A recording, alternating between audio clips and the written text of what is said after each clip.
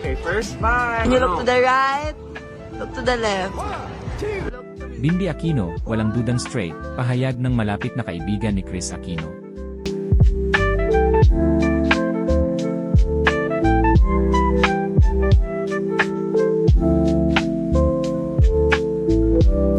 Sa gitna ng mga kumakalat na usap-usapan sa social media, walang pagdududa na straight si Bimbi Aquino, ang anak ni Kris Aquino at James Yap.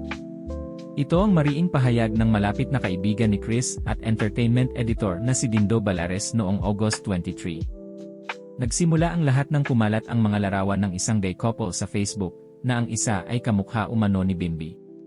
Dahil dito, marami ang nagtanong kay Dindo, pati na ang ilang journalists, tungkol sa tunay na gender identity ni Bimbi. Ngunit ayon kay Dindo, walang katotohanan ang mga paratang na ito. Straight si Bim, di ni Dindo sa Instagram. Binanggit pa niya na hindi si Bimbi ang nasa mga larawan, bagkus, ito ay isang engagement photo ng isang masayang gay couple na nagkakaroon lang ng kaunting pagkakahawig kay Bimbi. Bilang isang matagal ng kaibigan ng pamilya, nasaksihan ni Dindo ang paglaki ni Bimbi mula sa kanyang pagkabata hanggang sa pagiging binatilyo nito.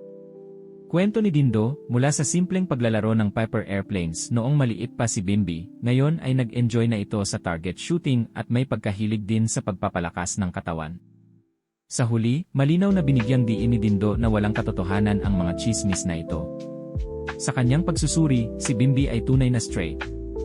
Nais ipaalam ni Dindo sa lahat na hindi tamang husgahan ang tao batay lamang sa mga larawan at haka-haka. Mahalagang igalang ang bawat isa at kilalanin ang kanilang tunay na pagkatao, gaya ng respeto na ipinapakita ni Bimbi sa iba.